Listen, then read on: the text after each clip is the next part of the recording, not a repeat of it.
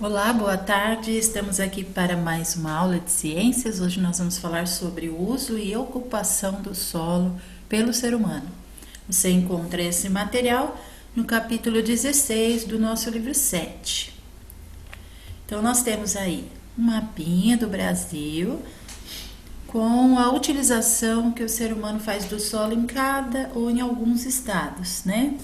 O estado do Acre, um dos maiores produtores de castanha do Brasil. O estado do Mato Grosso, maior produtor de gado bovino do Brasil. Goiás, grande produtor de soja.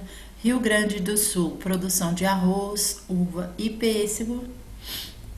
Amapá, maior quantidade de área preservada de vegetação nativa. Estado do Pará, os maiores depósitos de ouro do país. Bahia, grande produtor de banana, mamão e coco da Bahia. Minas Gerais, produz grande quantidade de recursos minerais, dentre eles o minério de ferro. E Estado de São Paulo, além de ser o maior produtor de cana-de-açúcar, nós bem sabemos, né? Mais populoso, com 44,3 milhões de habitantes. O que o número de habitantes tem a ver com o solo? Nós precisamos de cidades, né, para as pessoas morarem. Então, também é um tipo de ocupação. Talvez um dos que mais prejudiquem aí o solo. Segundo descobertas científicas recentes, os fósseis mais antigos do ser humano datam de 300 mil anos. Ao longo de sua história, a humanidade desenvolveu-se e uma de suas grandes conquistas foi o advento da agricultura, há cerca de 10 mil anos. Essa nova forma de se relacionar com a terra possibilitou ao ser humano, que até então era nômade, fixar-se em determinados territórios. Esse foi o primeiro passo para o surgimento das grandes civilizações humanas e com elas das grandes cidades. Antes de existirem cidades, os espaços de terra eram ocupados por vegetações naturais de cada local, como florestas e campos. Assim, o uso do solo está relacionado à forma como o espaço físico e geográfico é utilizado pelo ser humano. Crescimento populacional humano. Então, o crescimento da população é um dos fatores de uso, de ocupação do solo. Uma população é o conjunto de indivíduos da mesma espécie que vivem em um determinado lugar e período. A população humana era inicialmente pequena e demorou milhares de anos para começar a aumentar. Foi somente durante o ano de 1800 d.C. que a humanidade atingiu o primeiro bilhão de pessoas sobre a Terra. De lá para cá, a população do planeta vem crescendo em proporções até então desconhecidas, tendo ultrapassado os 7 bilhões de pessoas em 2011.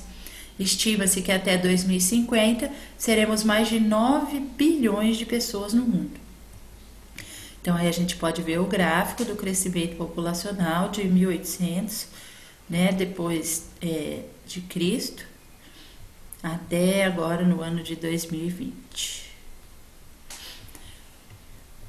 Para abrigar toda essa população, eu preciso de cidades. Para construir as cidades, eu preciso desocupar o solo, preciso tirar a vegetação, preciso construir, certo? Planejamento do espaço urbano. Segundo dados da Organização das Nações Unidas, aproximadamente metade da humanidade vive em cidades, que ocupam cerca de 2% da área de terra do mundo. Estima-se que até 2030, 60% da população viverá em áreas urbanas. O espaço necessário para abrigar todas as pessoas é assunto discutido por importantes líderes mundiais, já que quanto maior o tamanho de uma cidade, mais complexa é sua gestão. São necessárias mais habitações, fornecimento de água potável, alimentos e serviços como energia, hospitais, escolas, transporte eficiente, etc. Então, quanto maior a cidade, mais difícil é o seu gestor, né, de administrar e tudo mais, porque tem mais gente, produz mais lixo, consome mais produtos, é complicado. Por isso é de extrema importância que a expansão da área urbana seja feita de modo planejado. O crescimento das cidades, de modo desordenado, causa diversos problemas ao meio ambiente e à população, como erosão, enchentes, contaminação da água e do solo por falta de saneamento básico, aumento de doenças, congestionamento no trânsito, entre outros. As consequências desse processo são, dentre outras, a degradação da qualidade de vida humana e o esgotamento do solo. Então, tudo que é feito sem planejamento corre o risco e tem mais chance de dar errado do que aquilo que é planejado. Planejado, nós já temos lá uma porcentagem de erro, né? Nós temos os imprevistos, nós temos as questões que podem dar errado, mesmo tendo sido planejado. Imagina sem planejar. Desde a promulgação da Constituição Federal em 1988, os municípios brasileiros devem ter um projeto ou um documento chamado Plano Diretor. Cada cidade deve ter o seu, cuja função é orientar a expansão da área urbana para que ela ocorra de modo planejado. Então, a construção de novas casas, novos bairros, tudo isso tem que ser organizado. Senão a gente tem estruturas desorganizadas, das quais nós chamamos de favelas, sem infraestrutura, sem tratamento de água e esgoto. Então, sem um planejamento fica difícil. A elaboração do plano diretor depende de diversos estudos do solo, que vão determinar quais as áreas mais adequadas para cada função. Onde eu posso construir casas, onde eu posso construir indústrias, onde eu posso plantar, quais são as áreas de proteção. Com isso, pretende-se evitar a ocupação desordenada, reduzindo problemas ambientais e sociais. Igual nós podemos aí ver na foto, né? Uma favela, uma cidade grande aqui no caso, né? Curitiba, está escrito na legenda. Então, toda cidade, tudo que é planejado e organizado tem mais chance de dar certo. Saneamento básico. Segundo a Organização Mundial de Saúde, o saneamento básico é o gerenciamento ou controle dos fatores físicos que podem exercer efeitos nocivos ao homem, prejudicando seu bem-estar físico, mental e social. É também definido pela Lei nº 11.445 de 2007 como um conjunto de serviços e infraestrutura e instalações operais de abastecimento de água, esgoto sanitário, limpeza urbana, drenagem urbana, manejo de resíduos sólidos e de águas pluviais. Então, saneamento básico, saneamento vem do verbo sanear, que significa tornar saudável. Então, o saneamento básico são medidas que tornam saudável a vida do cidadão, como a coleta de esgoto, coleta de lixo, coleta e tratamento de esgoto e coleta e tratamento da água, certo? Porque o tratamento da água, do esgoto e do lixo vão diminuir a incidência de doenças, porque eles, sem tratamento, contêm agentes causadores de doenças. Então, todo mundo tem direito ao saneamento básico. Sensoriamento remoto é o conhecimento do território que é essencial para o planejamento urbano. Antigamente, o mapeamento das áreas era realizado apenas com o trabalho dos profissionais em campo. A partir de 1950, teve início a utilização de fotografias aéreas. Atualmente, são usadas técnicas de sensoriamento remoto com imagens geradas por satélites. Assim, é possível conhecer o uso do solo e como ele tem sido ocupado. Então, aqui nós temos algumas atitudes de ocupação do solo. A primeira, agropecuária. Une agricultura e pecuária, uma importante atividade humana e ocupa grande parte dos solos no mundo. No Brasil, 268 milhões de hectares, aproximadamente 30% do território, são ocupados pela atividade agropecuária. A agroecologia é uma nova área da ciência que investiga como conciliar a existência das florestas com a produção agrícola, ou seja, utilizar o solo destruindo o menos possível de floresta. Apesar de ser um campo de pesquisa recente, é uma prática feita há séculos pelas populações tradicionais brasileiras, como os povos indígenas e quilombolas. Essa nova maneira de produção tem se mostrado uma alternativa à agricultura convencional. Infelizmente, apesar de todas essas boas intenções, o que a gente vê na TV é justamente o contrário, né? Esse ano de 2020, com toda essa história de pandemia, aquele foco, né, no coronavírus, eles estão destruindo a nossa floresta. Tanto a Amazônia como a Mata Atlântica, agora o Pantanal lá pegando fogo. Ah, professora, mas fogo não tem jeito. Tem jeito sim. A maioria dos incêndios é causado pelo homem. Passou ontem na TV. O incêndio natural, ele é difícil de acontecer. Então, a maioria dos incêndios, a especialista falou ontem na televisão, é tudo causado pelo ser humano. E às vezes intencional mesmo, porque depois que pôs o fogo, quem apaga? Ninguém apaga. Tá lá o Pantanal queimando faz não sei quantas semanas já. A área de Pantanal que já foi queimada agora, que tá queimando ainda, o incêndio tá lá. A temperatura esfriou, deu uma amenizada na secura lá da madeira, mas ainda tem fogo. É equivalente a 11 cidades de São Paulo. Então vocês têm só para ter uma noção. Tudo isso que eu estou falando para vocês é que eu tenho ouvido e visto no jornal, tá? No jornal da televisão, na Rede Globo, no Jornal Nacional. Agricultura. Pelo fato do Brasil ter grande extensão territorial, com áreas planas e diversos tipos de solo, como também apresentar clima tropical, tornou-se um país agrícola de importância mundial. Além de produzir alimentos, esse setor produz muitas riquezas para o país. Cada região brasileira é propícia ao cultivo de determinadas plantas por causa das diferentes características do solo e clima de cada local. A região sul, por exemplo, grande produtora de uva e arroz.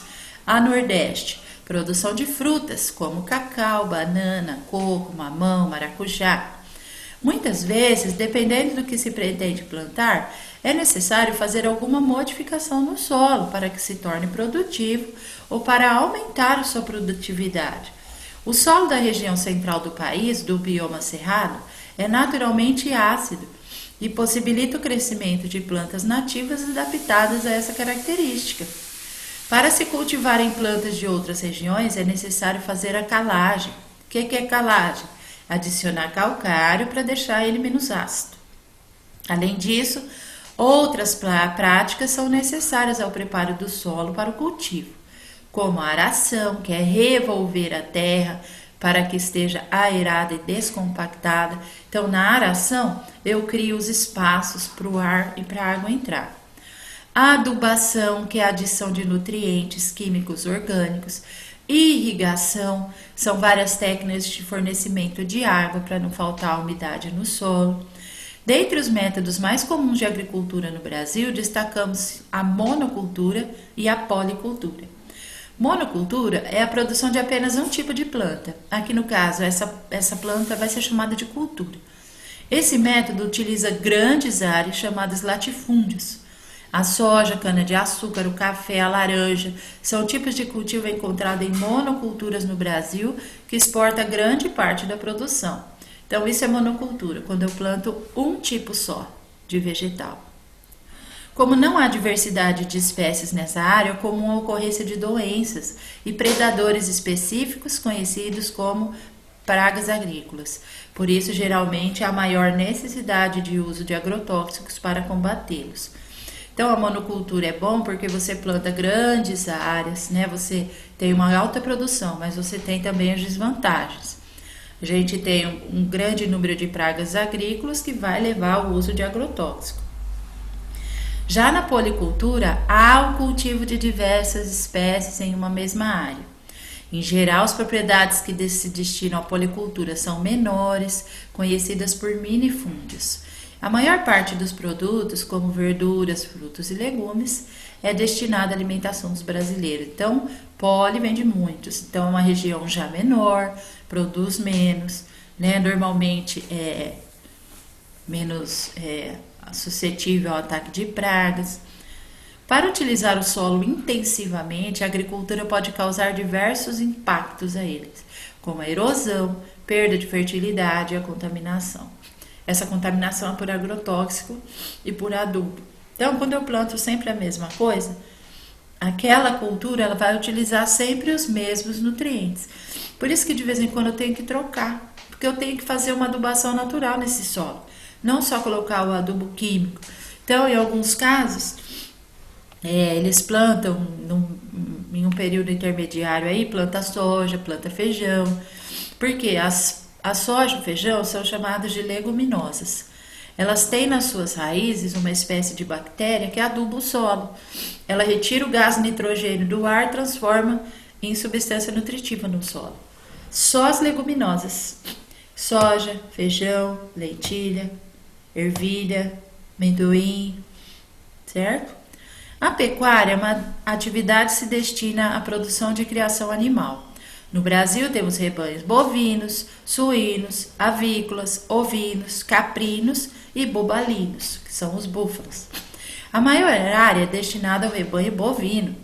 Atualmente conta-se com mais de 200 milhões de cabeça de gado. Tem uma cabeça de gado para cada pessoa. Alguém pegou a minha, porque eu não tenho nenhuma. Com isso, estima-se que haja mais gado do que pessoas vivendo no país. Bom, agora morreu 110 mil, né? Então não tem mais 210 milhões de habitantes, já baixou, né?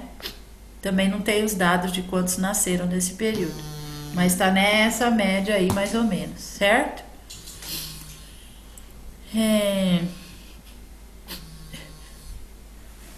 O Brasil é considerado o maior produtor de carne bovina do mundo. Os pastos destinados à criação bovina extensiva ocupam 1/4 do território nacional, ou seja, 200 milhões de hectares são ocupados por pastagens. No entanto, a pecuária brasileira é considerada ineficiente em alguns aspectos, já que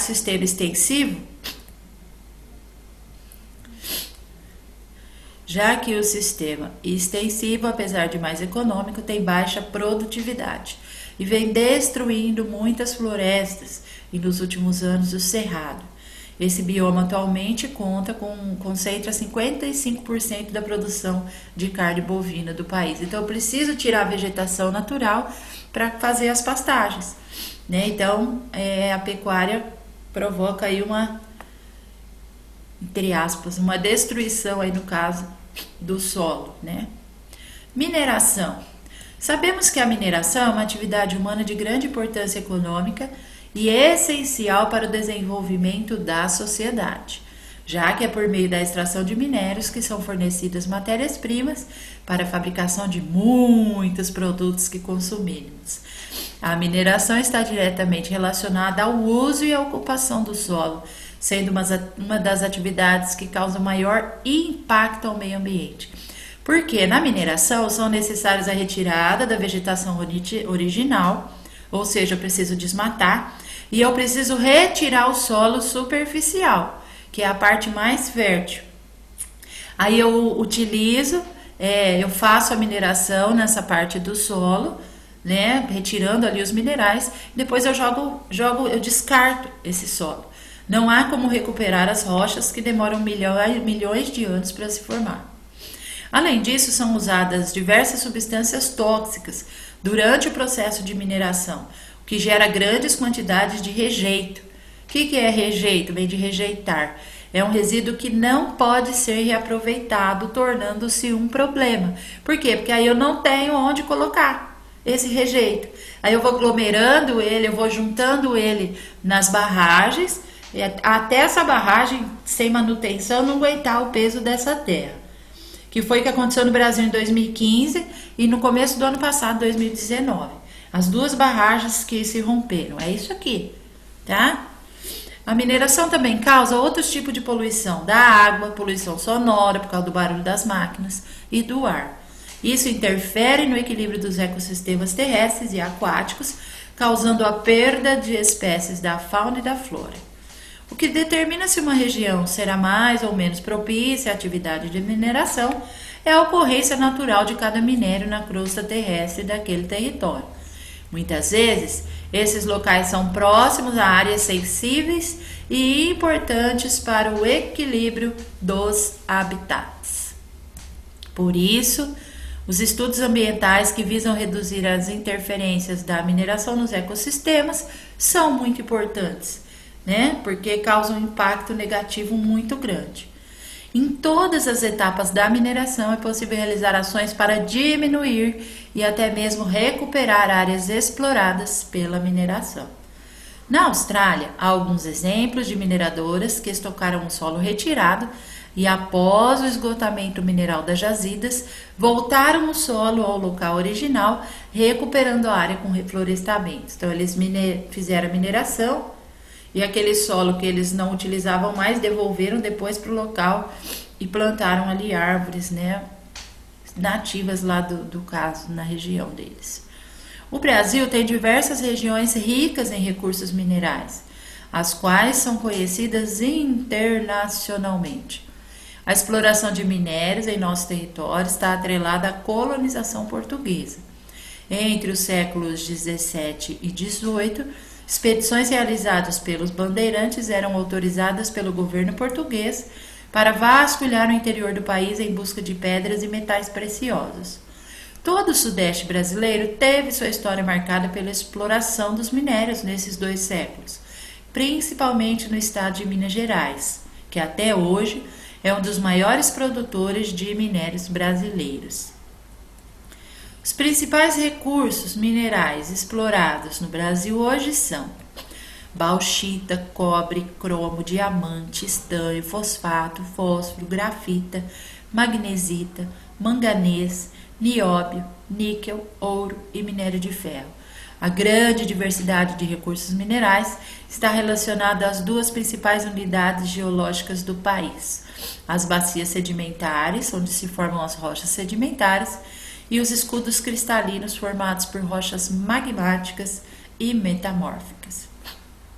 Aqui no finalzinho fala um pouquinho do desastre de Mariana, em 25 de janeiro de 2019, né? Da destruição lá do rompimento da barragem. Nós tivemos outro também em Tiradentes, em 2015, novembro de 2015, certo?